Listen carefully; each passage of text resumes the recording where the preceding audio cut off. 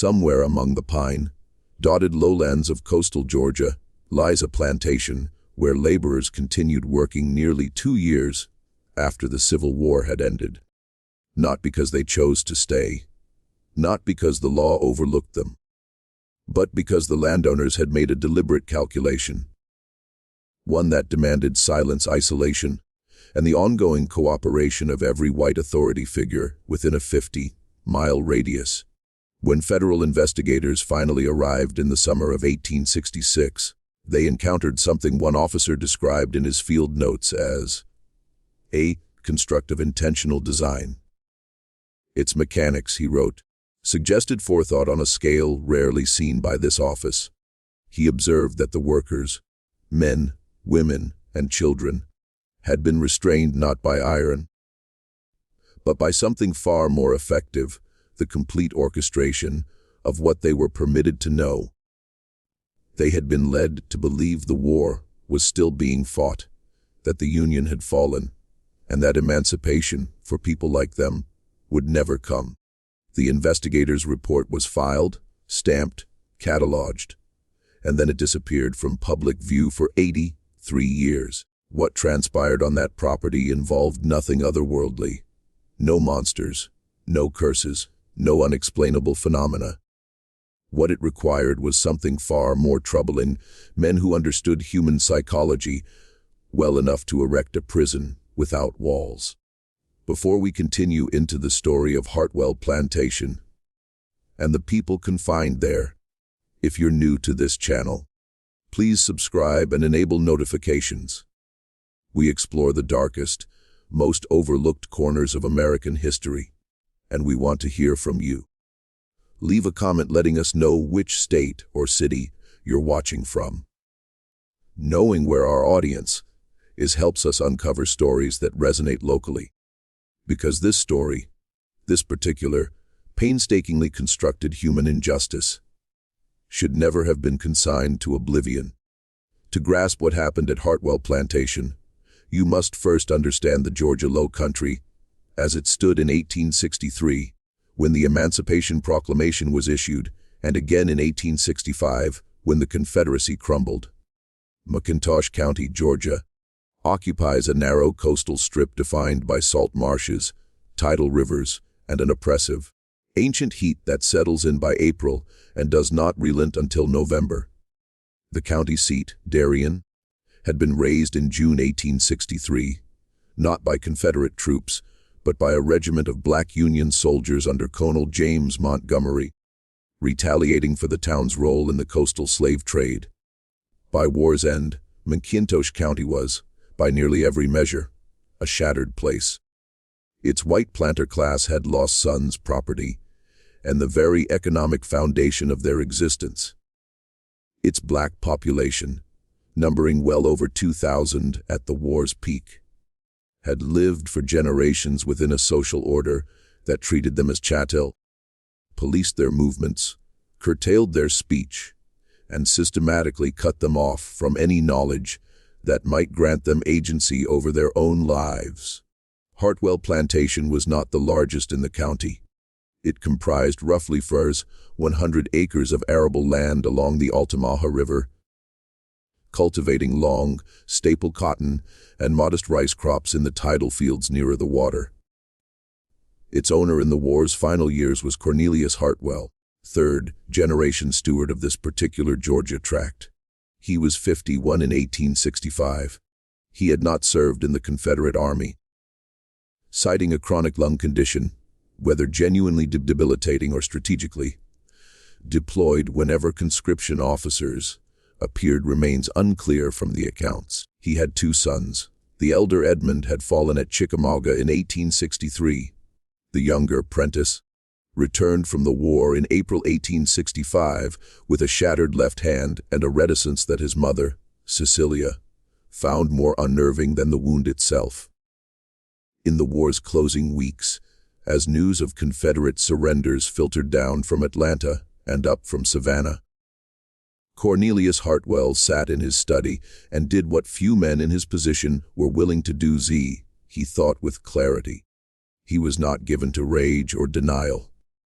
By the testimony of those who knew him professionally, he was methodical, the sort who kept meticulous ledgers, read legal documents thoroughly, and anticipated problems before they arrived. And in those final days of April and May 1865, he foresaw a problem that most of his neighbors, too grief-stricken or too enraged, failed to properly consider. His problem was labor. Hartwell then had approximately 63 enslaved individuals living and working on his property. Some had been there for decades. Others were the children and grandchildren of people his father had owned. They spanned every age, from toddlers to the elderly.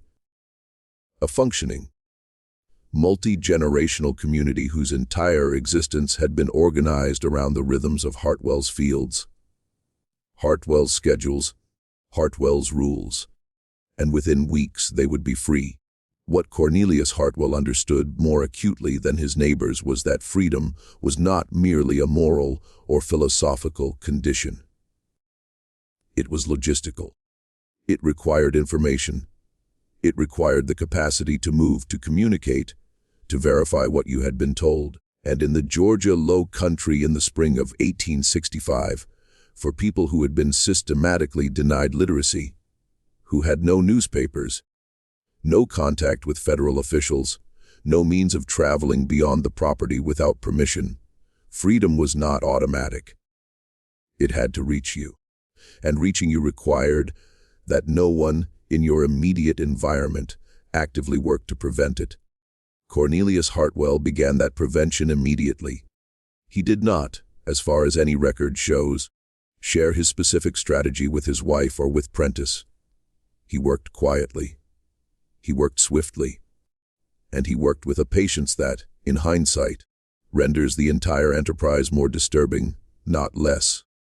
In the second week of May 1865, roughly 1 week after the last significant Confederate surrender in the Deep South, Cornelius Hartwell gathered the plantation's workers at the eaves of the main yard.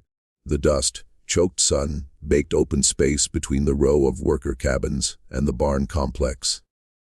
He had done this before on various occasions, to announce planting schedules, to settle disputes, to issue warnings. This time, he arrived holding a letter. The letter was genuine. It bore an authentic seal. But it was not what he claimed it was. He told them the war had entered a new phase. Union forces, he said, had suffered a catastrophic defeat in Virginia. The details were vague by design, and President Lincoln, facing political collapse, had suspended the Emancipation Proclamation as part of a temporary armistice. He told them the legal status of enslaved people in Confederate states remained officially unchanged. He told them that anyone who left the property or attempted to contact federal authorities would be violating existing law and would be returned by local sheriffs or by Confederate Home Guard, remnants still operating in the region, to face punishment. He delivered all of this calmly, the letter held aloft but not passed around. None of it was true, but for the men and women standing in that yard under the brutal Georgia May heat, there was no means to verify it. No newspaper, no federal presence within reach. The nearest town of any size, Darien, was still functionally devastated, and every white authority figure in their immediate world, the county sheriff, the local magistrate, the plantation overseers from neighboring properties, was, in ways Hartwell had already begun arranging, prepared to corroborate his version of events if asked. The workers dispersed back to their cabins in silence. The next morning, they returned to the fields. What occurred in the days immediately following that gathering is reconstructed primarily from testimonies collected by Freedmen's Bureau agents in the fall of 1866. Testimonies that were themselves fragmented, given by people who had lived under sustained psychological pressure for over a year, and who, even in freedom, often struggled to reconstruct the precise sequence of what they had been told and when. Yet across those testimonies, Certain details repeat with enough consistency to suggest their accuracy. One worker, a man in his late 30s, who later chose the name August Grover, taken from the month of his effective liberation, described the gathering in terms that remained consistent across two separate interviews, conducted months apart. He said Cornelius Hartwell had spoken quietly, almost gently. There had been no shouting, no threats of physical violence, no visible weapons. The performance of authority had been entirely procedural, a man, with a document explaining a legal situation.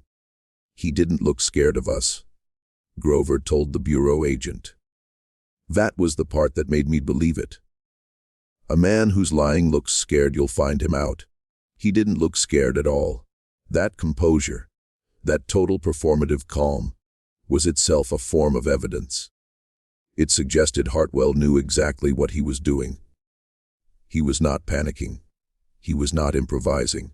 He had thought this through. And over the following weeks, as summer deepened and the cotton grew tall in the Altamaha fields, he continued to refine and maintain the deception with a precision bordering on the methodical. To understand how a deception of this scale could be sustained for nearly 2 years, it helps to understand the geography of isolation. Hartwell Plantation was not inaccessible. It was not hidden. A road ran from the property into Darien, and Darien, even burned and damaged, retained a functioning commerce and a small white population. But that road was traveled only with knowledge of what lay at either end. And for the workers on Hartwell's property, what lay in Darien was not freedom, but a white community that, in 1865 coastal Georgia, was overwhelmingly hostile to any black person arriving without explicit authorization from an employer. The social architecture of the Low Country was designed, even in peacetime, to make unauthorized movement dangerous. This did not require active conspiracy from every white person in the county. It required only that the default behavior of white authority figures, sheriffs, merchants, local officials, was to be skeptical of and unhelpful to any black person whose presence could not be accounted for by an employer. Hartwell did not need to coordinate an elaborate countywide scheme. He needed only to ensure that the people most likely to correct his workers, understanding of the law, were not going to do so voluntarily.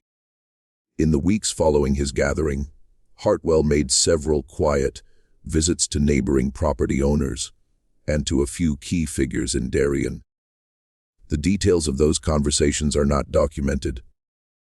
They could not be, given their purpose, but their outcomes can be inferred from what followed. When, over the course of the summer and fall of 1865, several workers from Hartwell's property did make cautious attempts to gather information, approaching a neighboring farm, speaking to a worker from a different property, who sometimes passed on the road. They received confirmation of Hartwell's story, or at minimum enough ambiguity to prevent them from acting on their doubts. That ambiguity was not accidental.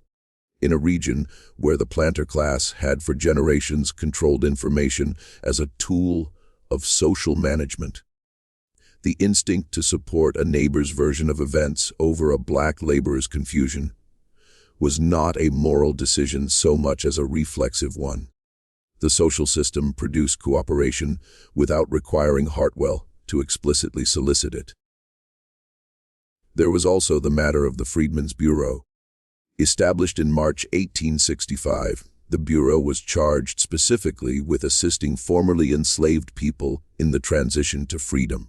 By the fall of 1865, it had agents operating in Georgia, but its reach in rural coastal counties was severely limited by understaffing, by the active hostility of local white officials who obstructed its work at every turn, and by the simple physical reality that agents covering enormous territories could not visit every property, follow up on every rumor, or verify every report of labor irregularities. Hartwell was not on anyone's immediate list of concerns. In the meantime, life on the plantation continued in its established grooves. The early morning bell, the rows of cotton stretching to the tree line, the evening return to the cabins, the meals prepared over the same fires, the children playing in the same dust, the rhythms of coercion, had been so thoroughly built into the structure of daily life that they did not require constant enforcement. The system ran on momentum, on the accumulated weight of routine, on the reasonable assumption that the world outside the property was more dangerous than the world within it. But something was happening inside the cabins at night that Cornelius Hartwell had not fully anticipated. People were talking.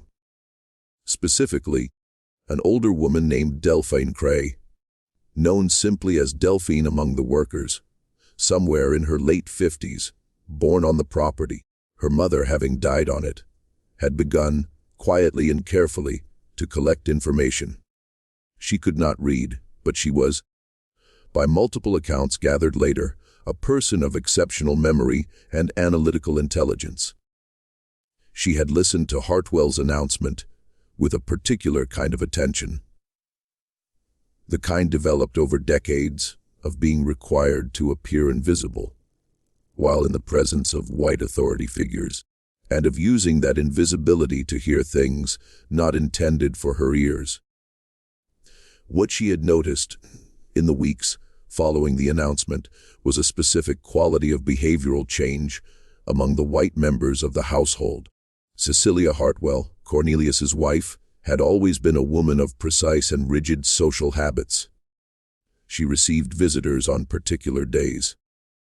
She corresponded with relatives in Savannah and Augusta through a regular mail arrangement. But in the weeks after the announcement, Cecilia Hartwell had stopped receiving visitors, her correspondence, as far as Delphine could determine from the movement of mail through the house. And she had reason to observe this, having spent years working in the main house, had contracted sharply. The Hartwells were not inviting people to the property. They were not hosting. They were managing their social exposure. That, Delphine understood, was the behavior of people keeping a secret. She did not yet know what the secret was, not precisely, but she knew enough to begin a different kind of listening.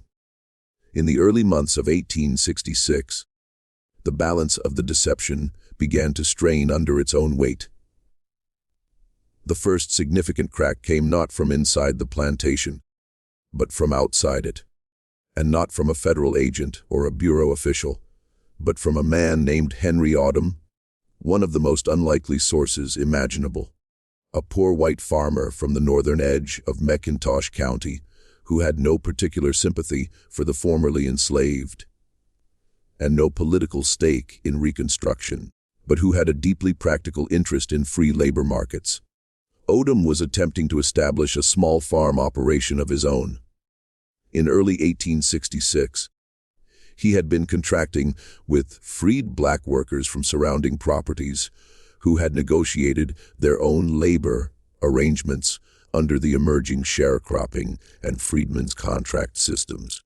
His property was small, barely 100 acres, but he was ambitious and competitive, and he was increasingly frustrated by what he perceived as Cornelius Hartwell's unfair advantage. Hartwell's plantation was producing cotton at a rate that made no economic sense to Odom, given what Odom knew about current labor costs. Odom was not a man of refined sensibilities, but he was a man who understood numbers, and the numbers coming off Hartwell's property suggested a labor cost that was effectively zero. In the spring of 1866, Odom made a complaint to the County Freedmen's Bureau agent, not out of moral concern, but out of competitive grievance. He wanted an investigation. He believed Hartwell was suppressing the free labor market through some arrangement that constituted, at minimum, fraud. The bureau agent, a 26-year-old from Ohio named James Prewitt, who had been in the county for less than 4 months, and was managing an enormous caseload across 3 districts. Initially filed Odom's complaint at the bottom of a considerable stack of grievances. It was the sort of complaint he received regularly. White farmers accusing each other of irregularities, often with self-interested motives. It did not immediately suggest anything more serious than a contract dispute. What moved it to the top of his attention, about 3 weeks later, was a second report. This one came from a woman who had worked on a neighboring property and had recently relocated to Darien following her own labor contract negotiations. She had, in the process of those negotiations, spoken with a man she knew from her previous property, who had a relative on Hartwell's land. What she reported to Pruitt was not direct testimony. It was relayed, partial, imprecise.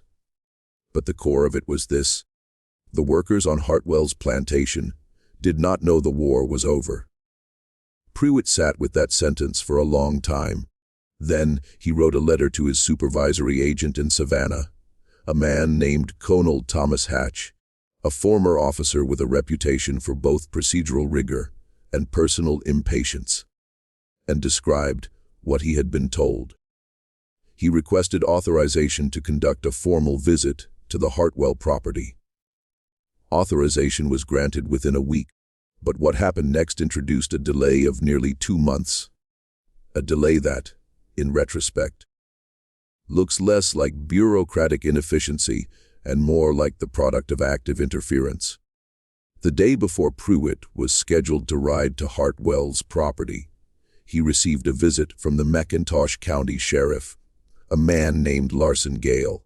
Gale was polite, though direct.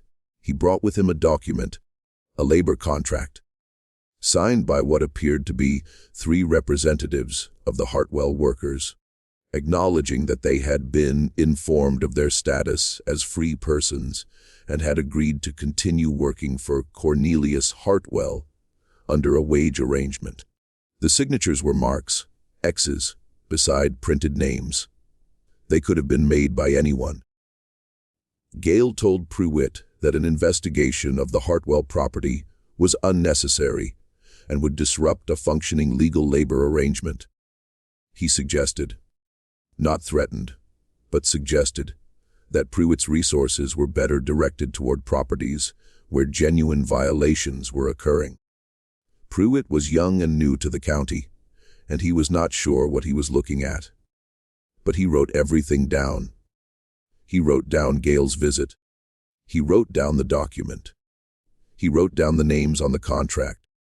And he wrote down the date on which the visit had occurred and the fact that it had come exactly 1 day before his scheduled inspection. That timing, he noted in his journal, was not a coincidence.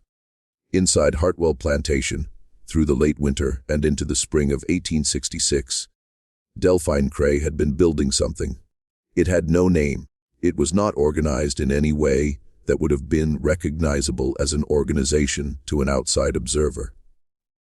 It was, in its essence, a network of careful listeners, people who trusted her, people she had known for decades, people whose judgment she had assessed and found reliable. There were 9 of them, varying in age from a 22-year-old man named Solomon Price to an older man in his late 40s named Reuben Tanner, who had been a skilled carpenter before the war and who had, over the years, developed relationships with white tradesmen in Darien that occasionally gave him reason to travel to and from the town.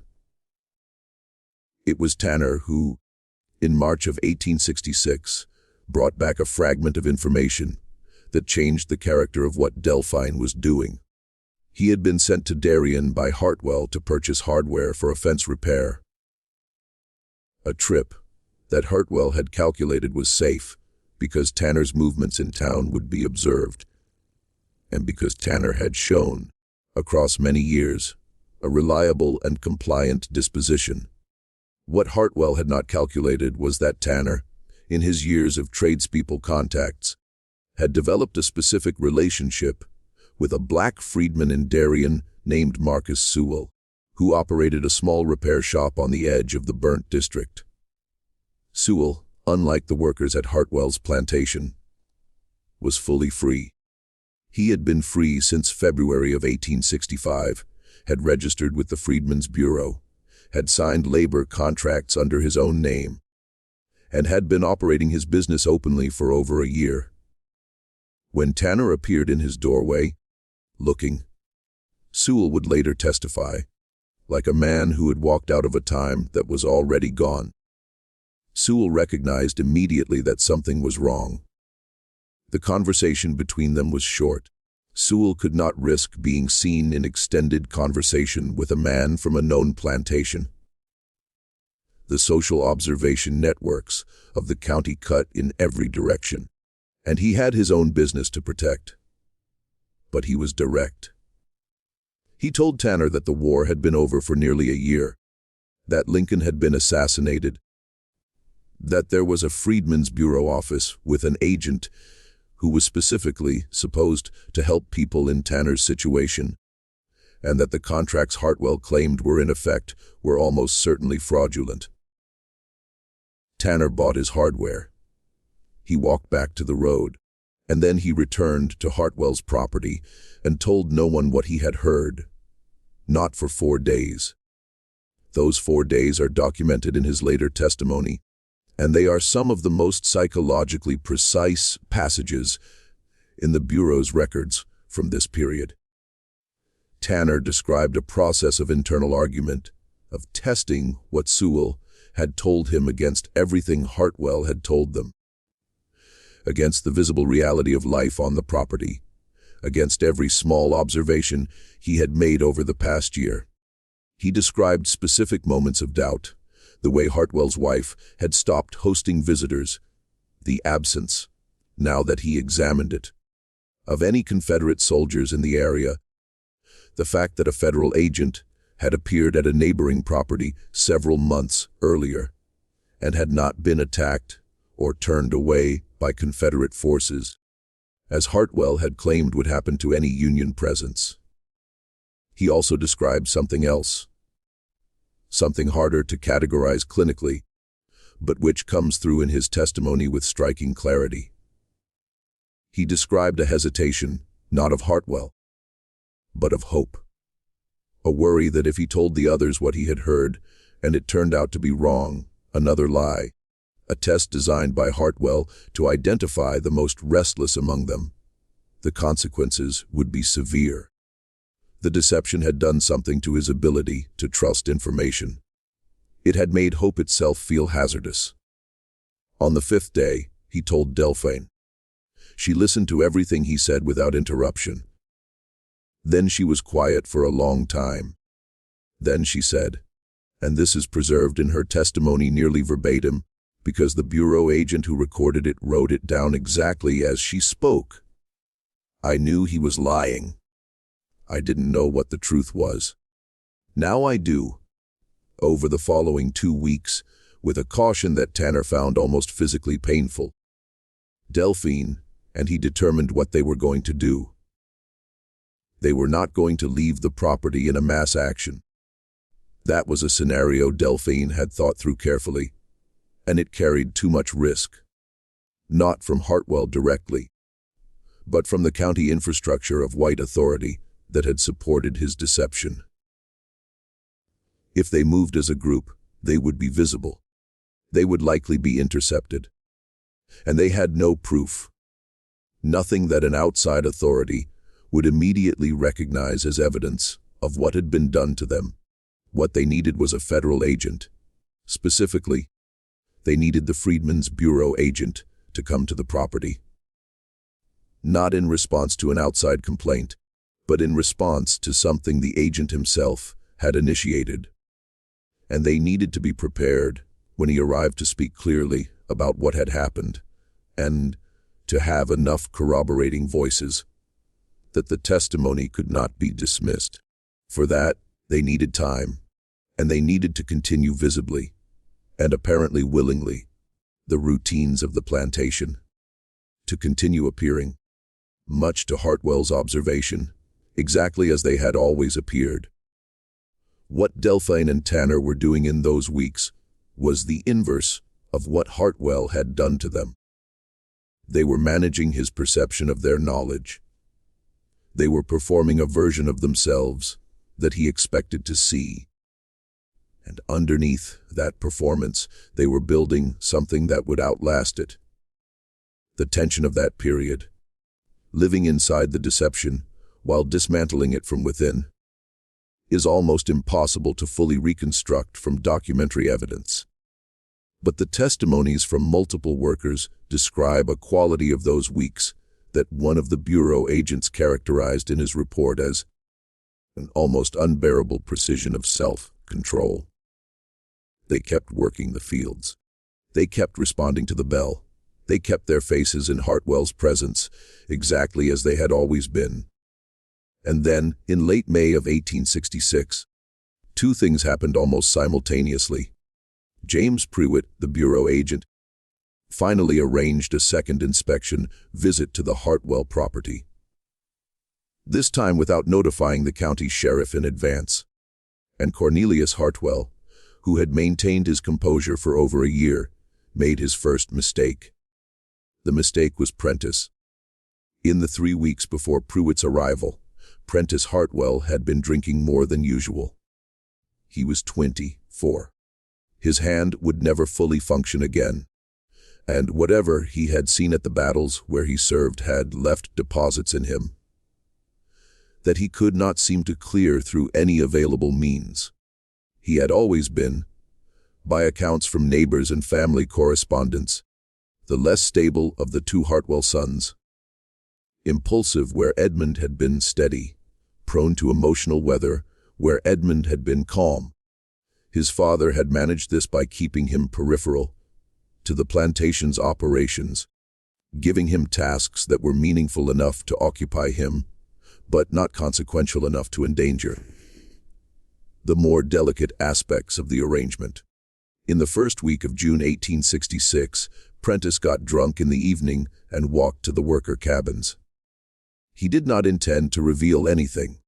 He was not carrying a confession. He was carrying instead a grievance. The specific whiskey-fueled grievance of a young man who had given something enormous and received nothing useful in return. He wanted someone to acknowledge that the world had been destroyed and rebuilt wrong. He wanted someone to listen to him without the composed and measured responses his father required of all household interactions. What he said to the two workers he found still awake outside a cabin near the road was not a direct admission. It was fragmented, emotional, largely incoherent. But within it, repeated in different forms, was a phrase that both workers later testified to clearly. "You all don't even know what you are now. You don't even know." They did know, of course.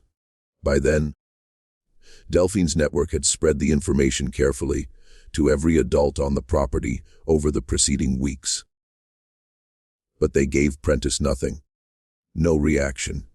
No question. No indication that his words had landed anywhere significant. They listened with the faces they had practiced. And when he finally wandered back toward the main house, they sat in silence for several minutes before one of them spoke. Solomon Price, the youngest member of Delphine's network, had witnessed the conversation from inside the cabin through a gap in the planking. He went to Delphine before dawn. The next morning, James Pruitt arrived at Hartwell Plantation with 2 accompanying officers and a mandate from the Savannah Bureau office that was, this time, not easily set aside. Cornelius Hartwell met them at the road. He was, as all accounts agree, entirely composed. He invited them onto the property, offered them water, presented the labor contracts, including the one with the X marks that Sheriff Gale had shown to Pruitt months earlier, and spoke about the challenges of the transition period, the importance of maintaining agricultural productivity in a disrupted region, and his respect for the legal process and his full cooperation with Bureau oversight. Pruitt listened to all of it, and then he asked to speak with the workers directly. without Hartwell present. That was the moment. Hartwell had prepared for many contingencies, but he had not fully prepared for a federal officer who had done enough homework to know that any interview conducted in the employer's presence was, effectively, not an interview at all. The legal authority was clear. Pruitt had the right to conduct private interviews, and Hartwell, faced with 2 armed officers and a formal bureau mandate, had no legal mechanism to prevent it. He said calmly that he had no objection. He was lying again. But this time, he had no way to make the lie effective. Pruitt conducted interviews throughout the day. He began with workers he selected at random from the fields. Within the first hour, the shape of what he was looking at became unmistakable. The workers he spoke with, even those who had not been part of Delphane's inner network, even those who had only recently been given the information through that quiet underground, gave him a consistent account, not because they had coordinated their testimony, but because the truth, once confirmed, tends to organize itself clearly. By midday, Pruitt had spoken with 14 workers. He had documented in detailed notes the specific contents of Hartwell's original announcement in May 1865. The false claims about Lincoln, the armistice, the suspension of the proclamation. He had documented the information management that had followed. He had documented the labor performed, the absence of wages, the social isolation of the property. In the afternoon, he asked specifically for Delphine. She had been waiting all day with a patience that she had been practicing in various forms for the better part of a year. She sat across from Pruitt in the shade of a storage building, and she answered every question he asked in full, measured sentences, with a quality of recall that Pruitt described in his report as remarkable in its precision and consistency. She described the initial announcement. She described the behavioral changes in the Hartwell household that had first signaled to her that something was wrong. She described Tanner's trip to Darien and his conversation with Marcus Sewell. She described the network she had built, the decision-making process, the 4 weeks of continued labor under deliberate, chosen concealment of what they knew.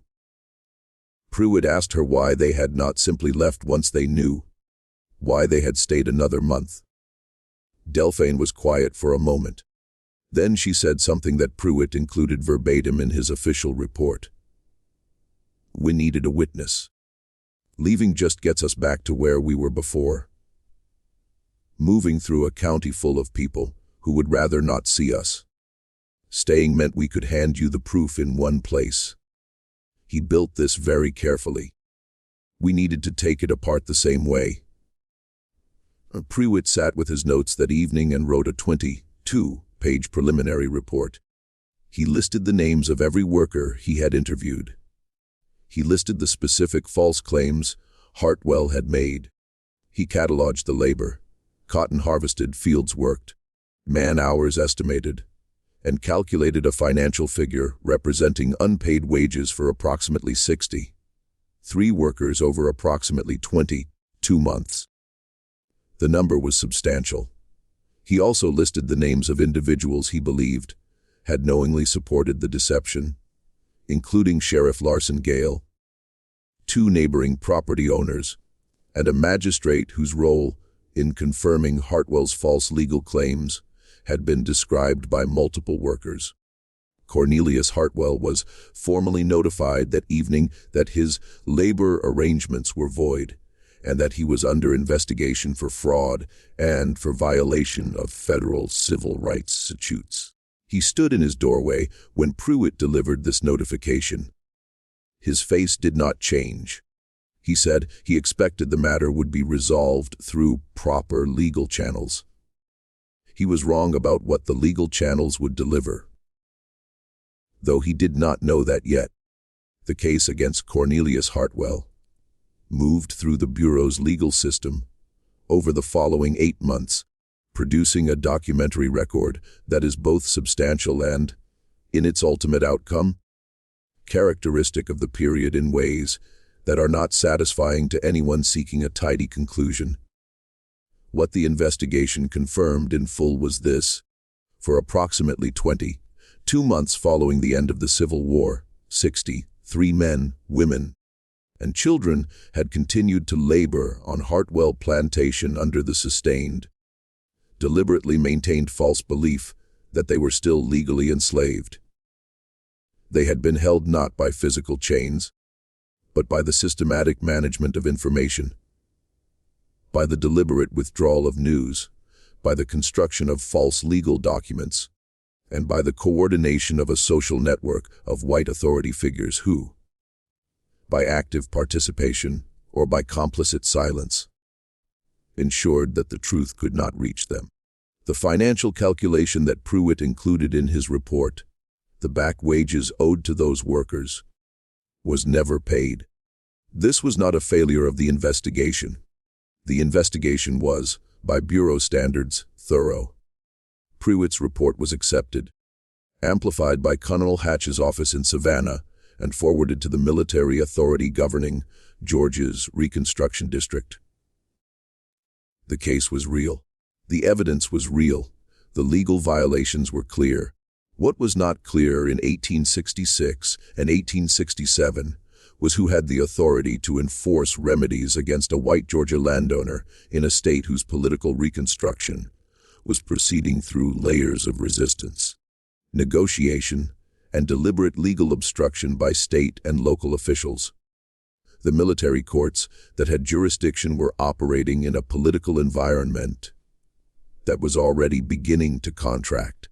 The political will in Washington for aggressive Reconstruction enforcement was, even in 1866, beginning to erode under the pressure of President Johnson's active hostility toward the project and the resistance of Southern white political culture at every level. Cornelius Hartwell was not imprisoned. He was assessed a formal penalty, a fine, the amount of which was set at a level that represented a fraction of what the unpaid wages would have totaled, and which was itself subject to a lengthy appeals process that further reduced its practical effect. Sheriff Larson Gale was removed from his position by the military authority overseeing Reconstruction in the district. One of the more tangible outcomes of the investigation. But he was within 2 years restored to a similar position through the normal mechanisms of Georgia local politics. The neighboring property owners and the magistrate listed in Pruitt's report were investigated and found to have provided, in the Bureau's careful legal language, material support for conditions constituting involuntary servitude through deliberate misinformation. A finding that resulted in formal letters of censure filed in a federal record that, within a decade, no one in McIntosh County was actively maintaining. Pruitt's full 22-page report was filed with the Bureau's Central Records Office in Washington in the fall of 1866. It was cataloged, stamped, and stored. In 1872, when the Freedmen's Bureau was formally dissolved by Congress, its mission declared, with considerable political dishonesty, to be essentially complete. Its records were transferred to the War Department. They sat there, organized but largely unread, for decades. In 1949, a historian named Marion Calhoun Hess, researching Georgia Reconstruction labor practices for a book on the sharecropping system, found Pruitt's report in a box of transferred Bureau documents at the National Archives. She recognized immediately what she was reading. The book she published the following year included a chapter on Hartwell Plantation that remains, to this day, the most detailed secondary account of the case. Her work generated a brief period of scholarly attention, and then receded, as academic work on specific Reconstruction-era cases tended to do, into the specialized bibliography of a field that the general reading public has not, then or since, fully engaged with. The workers themselves, The 63 people whose lives were suspended in that deliberate historical pause, dispersed after the investigation was concluded. Some went to Darien, some went to Savannah, some left Georgia entirely, joining the early streams of black migration to northern cities that would over the following decades become one of the defining demographic movements of American history. Delphine Cray went to Savannah. She settled in a neighborhood near the waterfront, in a boarding house run by a woman she had known slightly before the war. She lived for another 11 years. She never learned to read. But by multiple accounts from people who knew her in those final years, she was a woman of formidable presence. Someone who listened with unusual attention, who asked questions that seemed simple and turned out not to be, and who had a specific, sometimes unsettling habit of identifying when the people around her were not telling the truth. Reuben Tanner settled in Darien, working again as a carpenter. He and Marcus Sewell, the freedman whose brief conversation with Tanner in the hardware shop had been the original crack in the deception, established a working relationship that lasted years. Whether they ever spoke specifically about what had happened, there is no record. Solomon Price, the youngest member of the network Delphine had built, made his way eventually to Philadelphia. He lived until 1921. He left no published memoir, but a granddaughter interviewed in the 1970s as part of a local oral history project described him as a man who had very strong feelings about who controls what you know. She said he had told her more than once that the most dangerous thing that could ever be done to a person was not to hurt them. It was to manage what they believed. If you can do that, she quoted him saying, "You don't need anything else." Cornelius Hartwell died in 1879 of the lung condition he had always claimed to have, which turned out to be genuine after all. Prentice Hartwell sold the property in 1883. It passed through several owners over the following decades. Its history as a Reconstruction-era fraud case largely unknown to those who worked and lived on it afterward. The land is still there. The tidal fields along the Altamaha still flood in the same seasons. The pine-flecked low country still holds its heat until November. What happened on that property was not a mystery in the sense that most mysteries are mysteries. Something unknown, something requiring supernatural explanation, something beyond the reach of human comprehension. It was in every way entirely comprehensible. That is perhaps the most disturbing thing about it. A man looked at a community of people, assessed what they knew and what they did not know, calculated what it would take to maintain a specific gap in their understanding, and then did it. Quietly, methodically, for nearly 2 years. And the machinery that made it possible. The social architecture of a post-war Southern county. The information isolation of an isolated rural community. The institutional indifference that filed a federal report and then lost it for 83 years. That machinery was not unique to Hartwell Plantation. It was the ordinary infrastructure of a particular American world at a particular American moment. Hartwell did not build it. He just knew how to use it. This story shows us something that has no comfortable resolution, that the most efficient forms of control never require force. They require only the careful management of what people are allowed to know. The chains that held those 63 people in place from May of 1865 to June of 1866 were made of nothing but information, withheld with precision. What do you think of this story? Do you believe everything has been revealed? Or do you think there are layers of this that even the investigators never fully uncovered? Leave your comment below. There are stories like this one, buried in every county of every southern state, and we want to find them. If this episode resonated with you, subscribe. Hit the notification bell and share it with someone who cares about the real history of this country. The parts that don't appear in the textbooks. See you in the next video.